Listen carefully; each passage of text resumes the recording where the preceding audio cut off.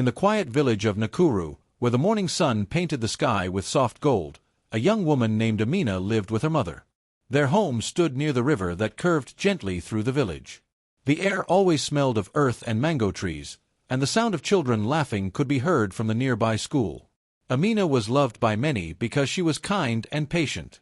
She helped her mother in the garden every day, watering the plants, pulling out weeds, and singing little songs while she worked. Amina also taught the village children how to read. She used a stick to draw letters in the sand, and the children repeated after her. She would smile each time a child read a word correctly. Life was simple, peaceful, and full of small joys. But one morning, everything began to change. Amina woke up before sunrise, as she always did, but something felt wrong. Her body felt heavy, and her heart was beating faster than usual. She tried to stand, but her legs felt weak. She sat back on her mat, breathing slowly. "Maybe I worked too much yesterday," she said softly to herself. She washed her face with cool water and continued her morning routine. As the days passed, Amina began to notice more strange feelings. Sometimes she felt dizzy when she walked to the river. Sometimes her stomach twisted in a way she could not explain. Her mother, Mama Rahima, watched her with worry. "My child," she said one evening, "you look tired. Maybe you need rest." Amina nodded, though she did not understand what was happening to her. One afternoon, while she was teaching the children, Amina suddenly felt a wave of sickness. She ran behind the school hut and threw up. The children were frightened and called for help. Mama Rahima came quickly and helped her back home. Amina lay on her mat, weak and pale. Her mother placed a damp cloth on her forehead. "You are not well," Mama Rahima said gently. "Tomorrow, we will go to see Mama Zuri." Mama Zuri was the old healer of the village. People came to her for herbs, medicine, and wisdom. The next morning, they walked slowly to Mama Zuri's hut. The air was warm, and the path was dusty. Birds sang from the trees, but Amina did not feel like smiling. When they arrived, Mama Zuri looked at her with kind eyes. "My daughter," the healer said, "sit down and tell me what you feel." Amina explained everything: the tiredness, the sickness, the strange heaviness in her body. Mama Zuri listened quietly. Then she asked a few gentle questions, touched Amina's wrist, and pressed her hand lightly against Amina's stomach. She nodded to herself and smiled in a way that confused Amina. "My child," Mama Zuri said softly, "you are carrying life." Amina frowned. "Carrying life? What do you mean?" Mama Zuri looked at her closely. "You are going to have a baby." Amina froze. The world seemed to stop. She blinked, thinking she had heard wrong. "That cannot be," she whispered. "It is not possible. I have never known a man." Mama Zuri's smile faded. She looked at Amina's mother, who stood speechless. "Child," she said carefully, "I only tell you what my hands and eyes know. There is a baby inside you." Amina's hands began to shake. She could not speak. Her mother covered her mouth with her hands and stared in shock. The healer gave Amina some herbs for her sickness, but Amina barely heard her words. As they walked home, Amina's thoughts were full of fear. How could she be pregnant? She had done nothing wrong. She had never even been alone with any man. Tears filled her eyes as she walked. The villagers greeted her as she passed, but she did not reply. Her mind was lost in confusion. That night, Amina could not sleep. She lay awake, staring at the thatched roof. The sound of the crickets filled the air, and the moonlight came through the small window. She touched her stomach gently and felt a strange mix of fear and wonder. "This cannot be," she whispered again. "How can it be?" In the days that followed, Amina tried to hide what she was feeling. She still helped her mother and went to teach the children, but her heart was heavy. She feared what people would say if they found out. In Nakuru, a girl's honor meant everything. People gossiped quickly, and rumors could destroy a name forever. One afternoon, her friend Kato, a young man who had grown up with her, came by to bring some maize flour for her mother. Kato noticed Amina seemed quiet. "Amina," he said, "you do not look well. Are you sick?" She forced a small smile. "Just tired," she said softly. Kato nodded, though he did not believe her. "You should rest." The sun has been too strong these days." He left soon after, but Amina could feel his eyes on her as he walked away. Weeks passed, and her belly began to change. It was small at first, but then she could not hide it anymore. Her mother saw it one morning and began to cry. "Amina," she said, her voice trembling, "what have you done?" "I have done nothing, Mama," Amina cried. "I swear, I do not know how this happened." Mama Rahima held her daughter's hands and looked into her eyes. "Do you speak the truth?" "With all my heart," Amina whispered. Her mother sighed deeply and wiped her tears. "Then we must pray. The truth will come in time." But in the small village, truth was often covered by gossip. The news spread quickly, and soon people began to whisper behind her back. When she walked to the river, she could hear their voices. "She was always quiet, but now we see who she really is," one woman said. "No, maybe a spirit touched her," another replied. "Strange things happen." Amina walked faster, her head down. Her heart ached, not because of their words, but because she did not understand herself. Every night, she prayed for answers. She asked the ancestors to tell her why this had happened. But no voice came, only silence and the soft sound of wind moving through the trees. One evening, she went to sit near the river alone. The sun was setting, painting the sky orange and pink. The water was calm and reflected the colors of the sky.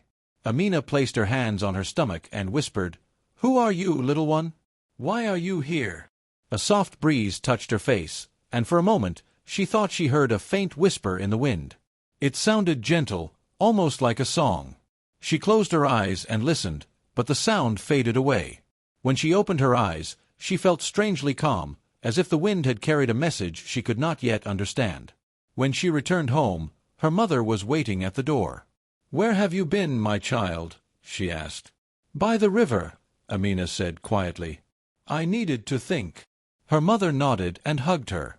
"We will face this together," she said softly. That night, Amina fell asleep easily for the first time in many weeks. Her dreams were full of light and voices she did not know. When she woke up, she felt peace in her heart. The fear was still there, but something new had begun to grow inside her, not just the child, but a quiet hope. She did not know what would happen next, or how her story would unfold, but deep inside, she believed that this was no ordinary event. Somewhere beyond her understanding, something greater was at work. And though the world around her might not believe her, Amina whispered once more into the morning air, "I will not be afraid." When Mama Zuri told the truth about Amina's condition, the news spread through Nakuru faster than the wind. The villagers whispered from house to house, from market to riverbank, until everyone knew. The people were shocked. Some gasped in disbelief, some frowned in anger, and others laughed with cruel smiles. "How can she be pregnant?" one woman said near the well. "She has never even looked at a man that way." "It must be a lie," another answered, shaking her head. "No one becomes with child by magic." By evening, the whole village was talking about Amina. The laughter of children and the songs of birds could not hide the sound of gossip that filled the air. Amina stayed inside her small hut, sitting silently beside her mother. Her father, Baba Musa, walked outside restlessly, unable to meet the eyes of his neighbors. The next morning, Amina went to fetch water from the river. She tried to walk proudly, keeping her head high, but she could feel eyes watching her.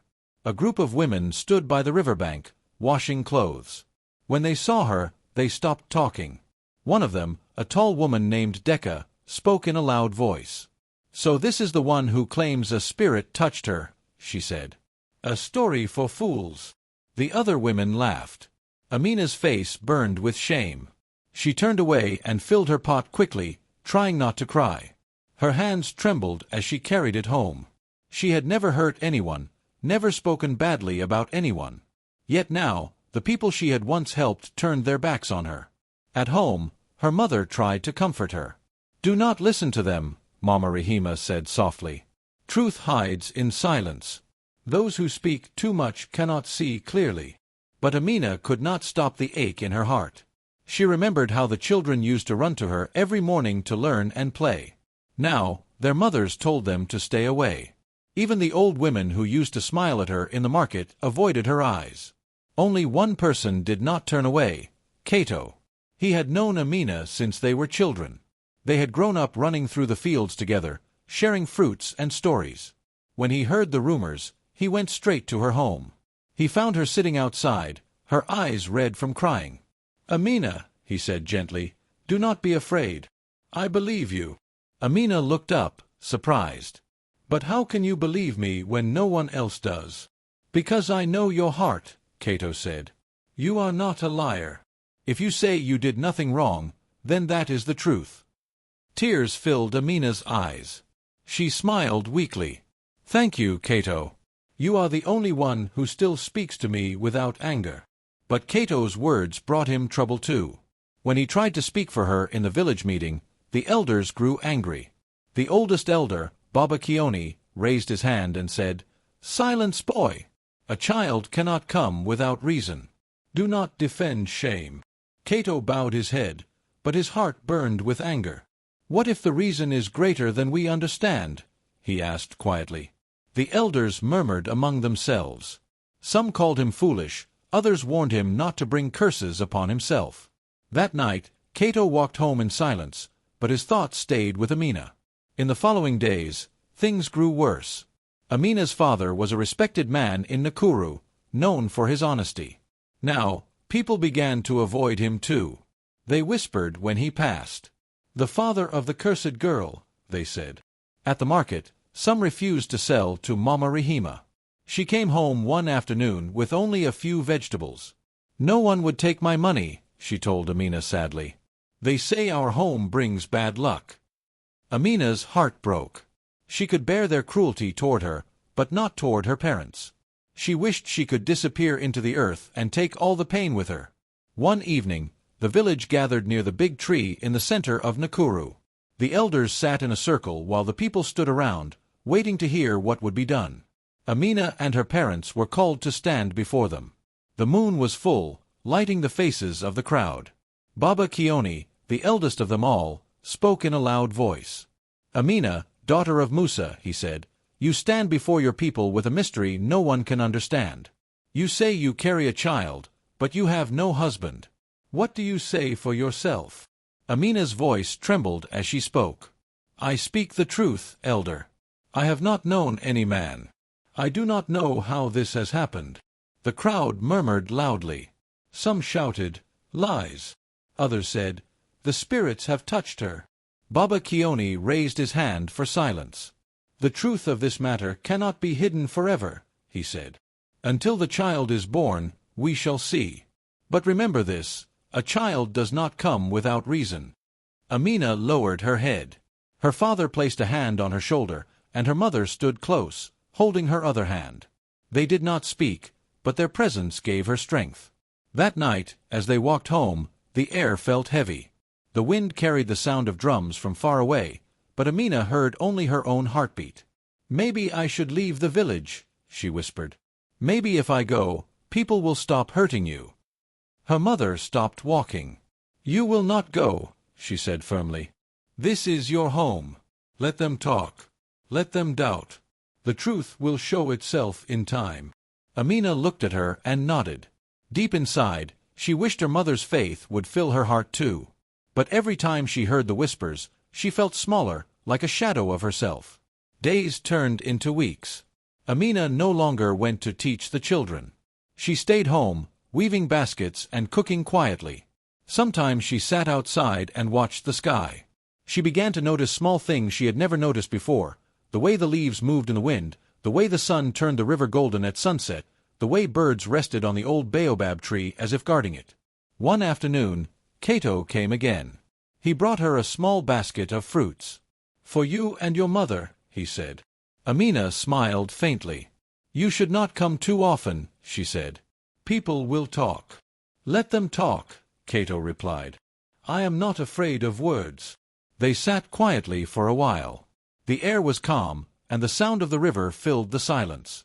"Do you think the elders will ever believe me?" Amina asked. Cato looked at her and said, "I think one day they will have no choice." That night, when the moon rose again, Amina went outside alone. The wind moved softly through the trees. She looked up at the stars, bright and clear above Nakuru. Somewhere deep inside, She felt a strange peace, as if the world still held a secret meant only for her. Though the village had turned cold, though people whispered and stared, she began to feel a quiet strength growing inside her, something pure and unshakable. She did not know what the future held, but she whispered into the night, "I will stand. I will not let them break me."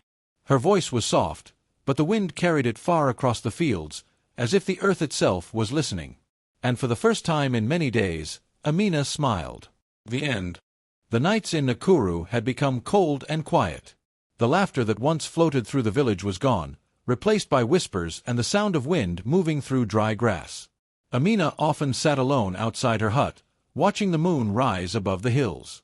Her parents still spoke softly to her, and Cato still visited when he could, but even their comfort could not fill the emptiness in her heart. She missed her old life, the mornings spent teaching, the children's smiles, the peace she once felt. Now every time she stepped outside, people looked at her with suspicion. Some turned away quickly, pretending not to see her. Others stared openly, their faces full of judgment. Amina pretended not to notice, but each glance felt like a stone thrown at her heart. That evening, after another long day of silence, Amina decided to walk toward the big baobab tree that stood at the edge of the village. It was a sacred tree, older than anyone could remember. The elders said it had watched over Nakuru for hundreds of years. Children often played near it during the day, but no one went there at night. It was said that the spirits of the ancestors rested beneath its roots. Amina walked slowly, her feet brushing against the soft earth. The moon hung full and bright in the sky, casting silver light across the land. The wind blew gently, carrying the smell of dust and dry grass. She felt small beneath the wide sky, as if the world around her held secrets she could never understand. When she reached the baobab, she sat down beneath its wide trunk. The bark felt rough under her fingers, but the place felt strangely safe. She leaned against the tree and closed her eyes. For the first time in many days, she let her tears fall freely. They rolled down her cheeks and dropped onto the dry ground. "Why is this happening to me?" she whispered into the night. "What have I done to deserve this?" The only answer was the sound of the wind moving through the branches. She sat there for a long time, crying softly, until her body grew tired. The night air wrapped around her like a blanket. Slowly, her eyes closed, and she drifted into sleep. In her dream, everything was bright. She stood in a wide open field covered with white flowers that glowed like tiny stars. The air was soft and warm, and a quiet hum filled her ears. She turned slowly, looking around, and then she saw him, a figure walking toward her. He was tall and wrapped in light, so bright she could barely see his face. But his presence brought peace, not fear. When he spoke, his voice was deep and calm, like water flowing over stones. "Do not be afraid, Amina," he said. "I know your heart is heavy. I know you feel alone. But what grows within you is not a curse. It is a blessing." Amina felt her breath catch. "A blessing?" she asked softly. "How can this be a blessing when it has brought me nothing but pain?" The figure moved closer. "Pain is the root from which hope grows," he said. "Your child is not born of sin or shame. Your child is a gift. Through this child, your people shall find light again. The drought will end, and hearts will heal." Amina looked into his glowing face. She wanted to believe him, but her fear still held her. "Why me?" she asked. "Why was I chosen?" The figure smiled gently. "Because your heart is pure, and your faith is strong, even when the world turns against you. You were chosen not for your power, but for your kindness." A warm light spread through her body. She felt peace, deep and full, washing away her fear. The man lifted his hand, and light flowed from it, touching her forehead. "When you wake," he said, "remember this, you are never alone. Look for the sign I leave behind, and you will know that my words are true." Before Amina could speak again, the light grew brighter and brighter until it filled the whole field. Then everything went dark. She woke with a gasp. The night was still around her, the moon still shining above. For a moment, she thought it had all been a dream, just a creation of her tired mind. But then she saw something in the dust beside her. Near her hand, on the ground, was a small spiral drawn carefully into the earth. It was not there before. The shape was smooth and perfect, as if traced by invisible fingers. Amina's eyes widened. She knew that symbol. Everyone in Nakuru did. It was the mark of renewal, the ancient sign of new beginnings and hope. It was used in old songs and carved into the stones near the sacred river. Her heart began to race. She reached out and touched the spiral lightly, afraid it might disappear. But it stayed there, glowing faintly in the moonlight. A soft breeze brushed her face, almost like a hand wiping away her tears. Amina sat very still, her mind racing. Could the dream have been real? Could the glowing man truly have spoken to her? She looked up at the baobab tree, its branches reaching toward the stars like giant arms. The leaves rustled gently, as if the tree itself was whispering to her. She felt warmth in her chest, not fear, not shame, but peace. The words from her dream echoed softly in her heart. What grows within you is not a curse, but a blessing. For the first time in many weeks, Amina smiled. It was a small, fragile smile, but it was real. She placed her hand on her stomach and whispered, "Then I will believe. Whatever happens, I will believe." The wind picked up again, swirling around her. The air seemed alive, carrying faint voices that sounded like singing. The leaves above shimmered in the moonlight, and Amina felt surrounded by something larger than herself, something pure and kind. She stayed under the tree for a while longer, watching the sky change color as the night passed. When dawn began to paint the horizon, she stood up. The spiral was still on the ground, clear and untouched. She took one last look before turning toward home. As she walked back, the village was quiet. Smoke rose gently from cooking fires, and roosters crowed in the distance. She felt different now, stronger, lighter. She no longer cared about the whispers or the stares. She carried a secret the others did not understand. When she entered her hut, her mother woke and looked at her in surprise. "Amina, where have you been? The night is dangerous." Amina smiled softly. "I went to pray," she said. Her mother studied her face. There was something new in her daughter's eyes, calm, shining faith. "Did you find peace?" she asked. "Yes," Amina whispered. "And a promise." She lay down beside her mother and closed her eyes, holding the warmth of her dream close to her heart. The image of the glowing man and the spiral stayed in her mind, like a light that would never fade. Outside, the wind moved gently through the baobab tree, carrying with it a quiet whisper, a whisper of hope, of change, of something sacred that had begun in the heart of a young woman who dared to believe. Months passed in Nakuru, and the village felt the weight of hard times. The sun rose each day hotter than before, burning the earth. The river, once full and lively, now trickled slowly, leaving muddy patches and cracked banks. The fields that had been golden with maize and millet were dry and brown. The people of Nakuru worked in vain, watering their crops again and again, only to see them wither. As the drought continued, whispers about Amina grew louder. People said her child had brought the anger of the ancestors upon the village. Mothers pulled their children away when she walked by, and even some elders avoided meeting her eyes.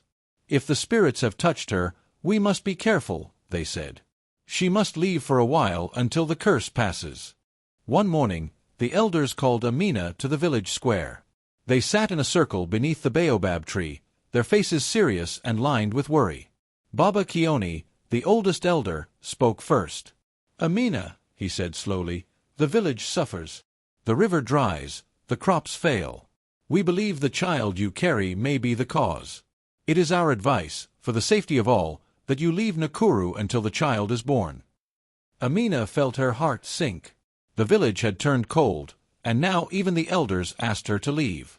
She bowed her head, holding back tears. "If it is for the good of the people," she said quietly, "I will go." Her mother, Mama Rahima, embraced her tightly. "Do not fear, my daughter. You are strong. We will stay together in spirit." Her father nodded, his eyes full of sadness. "Go where you must, but remember, you carry hope inside you." So Amina gathered a few things, some clothes, a small cooking pot, and a mat, and walked to the riverbank at the edge of the village. The land there was open, with tall grasses and scattered trees. She chose a small hut that had been empty for years. Its walls were rough, made of clay and sticks, but it was a shelter. She sat on the mat and looked at the river, now little more than a muddy stream. The sound of the flowing water was faint, but it reminded her of life, of something larger than herself. Days passed slowly. The solitude was heavy. Amina missed the children, the laughter, even the gossip of the village. The nights were long and quiet, and she often cried herself to sleep. But Cato did not let her feel completely alone. He visited her often, bringing food, maize, yams, and sometimes fruits from the forest. He would sit beside her, speaking softly about small things, how the birds had returned to the village, how the wind moved through the trees, how the sun had set in a new color that day. His kindness reminded her of the world beyond the pain and judgment of Nakuru.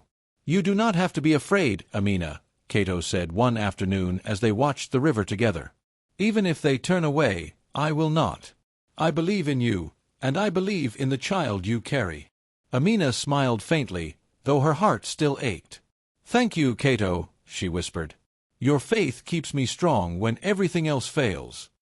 Even in loneliness, Amina found new strength within herself. She prayed every day, asking for courage and guidance. She prayed for the child, for the village, and for herself. The prayers gave her a sense of peace she had not felt in months. She began to notice small miracles around her. Birds would come near her hut, animals that seemed sick or injured would stay close and sometimes recover. She fed them, cared for them, and whispered gentle words of encouragement. The riverbank slowly became her sanctuary. People who passed by began to notice her calmness. Some farmers saw her sitting quietly, helping a bird with a broken wing, and they began to wonder. Could she truly be blessed, as Cato had said? Could the child she carried bring something good rather than harm? One day, a group of villagers came down to the river to fetch water. They stopped when they saw Amina tending to a small antelope that had been trapped in some thorn bushes. She worked carefully, freeing it without causing pain. The villagers watched silently, unsure what to say. When she finished, the antelope ran off into the forest, and the villagers saw the gentle expression on Amina's face. Slowly, one woman stepped forward. Perhaps she is not cursed," she whispered. "Maybe the child will bring something good." The news traveled quietly through Nakuru. Slowly, the anger and fear in people's hearts began to soften. Though not all were convinced, a seed of hope began to grow. Amina's presence at the riverbank, her patience, her care for living things, it spoke more loudly than words. Cato continued to visit her, and they often talked about the future. "One day," he said, "the village will see what I see now. They will understand that this child is a gift." Amina nodded, her eyes on the river. "I hope so," she said softly. "I pray they will see before it is too late." She continued her daily routines, walking along the river, feeding the birds, and tending small plants that managed to grow near her hut. The sun became her friend again, warming her skin and filling her with energy. The moon became her companion, watching over her at night. She began to sleep better, feeling the presence of something greater, something kind and protective. One evening, as she watched the sunset paint the river in shades of gold and orange, she noticed movement near the water. A small family of ducks had returned, searching for food. She laughed softly and threw them a few grains of maize. They quacked and splashed in the shallow water, and for a moment, the sadness that had weighed on her lifted. She realized that even in the hardest times, life continued. Even when people doubted her, the world still offered beauty and hope. This thought filled her with determination. She would not give up. She would not allow fear or judgment to weaken her. She would face whatever came with courage. Cato arrived as the moon rose over the river. He brought warm water to wash and a small meal of roasted yams and vegetables. "The night is calm," he said. "The wind carries promise. I feel it." Amina smiled and nodded. "I feel it too," she said. "Something is changing. I can feel it in my heart." The nights were still lonely, but Amina no longer feared them. She had grown stronger in spirit, learning that even in solitude, she could find courage. She discovered that care for living things, the birds, the animals, the small plants, gave her purpose. And slowly, the villagers began to notice. They whispered less about curses and more about miracles. They spoke of the young woman who could heal sick animals, who showed kindness when no one expected it. Some wondered if the child she carried would bring rain again, or if Nakuru would flourish once more. Amina listened to these rumors without pride or anger. She simply continued her prayers and her work. The riverbank became a place of quiet hope, a place where she prepared herself for what was to come. She understood that the child inside her was part of something larger, a story she could not yet fully see, but she trusted it would unfold in time. Each day, as she touched her stomach and whispered soft words to the child, she felt life moving within her. The fear that had once controlled her mind now gave way to a quiet faith. She was not alone. The wind, the river, the birds, and Cato were all part of the world supporting her. Even if the village turned away, she had learned to stand on her own, guided by love and trust. By the time the rains began to approach, her spirit was unshakable. The night sky over Nakuru was heavy with clouds. Thunder rumbled in the distance, shaking the trees, and lightning lit up the hills with bright, jagged flashes. Rain began to fall in heavy drops, drumming on the roof of Amina's small hut by the riverbank. Inside, Amina gritted her teeth and clutched her stomach. Pain ripped through her body, sharper than anything she had felt before. Cato, who had been sitting nearby, heard her cries and rushed to her side. "Amina," he called, his voice full of concern. "Stay calm. I am here. You are not alone." She gasped and shook her head, tears mixing with the sweat on her face. "It hurts so much, Cato," she whispered, her voice trembling. "I don't know if I can do this." Cato took her hand gently. "Yes, you can. You are strong, Amina.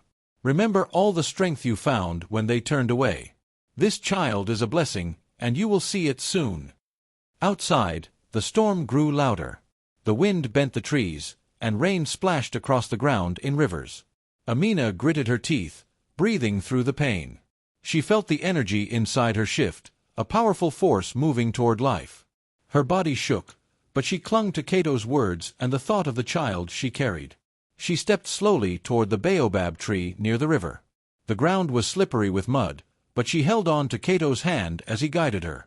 The huge tree loomed above them, its branches heavy with rain, and its roots strong and wide. Under its protective shadow, Amina knelt and braced herself against the trunk. The night seemed alive with magic. Lightning lit up the tree, and for a moment, the rain felt lighter, almost gentle. Amina closed her eyes, breathing deeply. She thought of the dream she had months ago, the glowing figure who had told her the child inside was a blessing. The memory gave her courage, and she whispered softly, "I am ready." "We are ready." The pain intensified, and she cried out again. Cato stayed close, speaking words of encouragement. "You are doing well, Amina. Keep going. You are not alone." Then, in a final surge, the child came into the world. Amina gasped and held the small body against her chest. The baby was alive, crying loudly, his tiny hands reaching out instinctively. Cato wiped her tears and smiled through his own tears. The moment the child cried, the storm outside changed. The rain slowed and stopped, and the thunder faded into silence. Lightning no longer flashed across the sky. The river, which had been dry and cracked, began to flow again, small streams joining together into a steady current. Water sparkled under the light of the moon, reflecting the joy of the moment. The villagers, who had been watching the storm from a distance, saw the river flowing once more and came running. They arrived at the baobab tree and knelt, or written on their faces. Many whispered prayers of thanks. Some had doubted Amina, but now they understood. The child was no ordinary child. He was a sign of hope, a gift for the village that had suffered so long under drought and fear. Amina looked down at her baby, her heart full. His tiny chest rose and fell as he cried, and she felt every beat of his small heart like a blessing. She smiled through her exhaustion, holding him close. "His name will be Baraka," she said softly, the words flowing from her lips naturally. "He is the blessing we all waited for." The villagers came closer, tears streaming down their faces. They touched the ground lightly, gave thanks to the ancestors, and praised the miracle they had witnessed. Some held their hands to their hearts, humbled by the power of life and the courage of a young woman who had been doubted and shunned. Cato stood beside Amina, holding her hand. "You see," he whispered, "I told you the child was a gift. You were never alone. You carried hope, and now everyone can see it." Amina nodded, feeling warmth in her heart that had nothing to do with the weather. She looked around at the villagers, many of whom had turned away from her before. Now, they bowed in respect, their doubts replaced with reverence. They had witnessed the miracle, and they could no longer deny the power of life and faith. She held Baraka close, feeling his small hands against her chest. He was perfect, alive, and full of promise. The rain had stopped, but the earth seemed renewed. Grass glimmered with moisture, and the trees swayed gently in the quiet night air. The river sang as it flowed toward the village, bringing hope and new life with every drop. Amina realized something in that moment. The child she carried was not only a gift to Nakuru, he was proof that even in times of fear, doubt, and hardship, hope could survive. The strength she had discovered inside herself had brought this miracle to life, and the love she had held for others had kept her going through the darkest times. From that night onward, Amina's life changed. She was no longer the young woman who cried beneath the baobab tree. She became the mother of a child who carried the future of the village in his tiny hands. People came to her for guidance, for wisdom, and for blessings. Even the elders, who had once doubted her, bowed with respect and acknowledged the miracle she had brought to them all. Baraka grew surrounded by love and hope. Children laughed in the fields again, and the river became full, bringing life back to the land. The crops grew tall and strong, and Nakuru slowly returned to the beauty it had lost. People spoke often of the night the child was born, and how the sky had opened to bless them all. Amina's parents stood beside her, proud and grateful. Mama Rahima often held Baraka in her arms, smiling at the child who had restored their home. Baba Musa looked on with tears in his eyes, knowing that his daughter had endured trials greater than anyone could imagine. Kato never left Amina's side. He had seen the strength in her heart, and he had watched the miracle unfold. Together, they cared for Baraka, teaching him, loving him, and showing him the goodness of the world. As the years passed, the story of Baraka's birth became a tale told to children at bedtime. It was a story of hope, faith, and courage.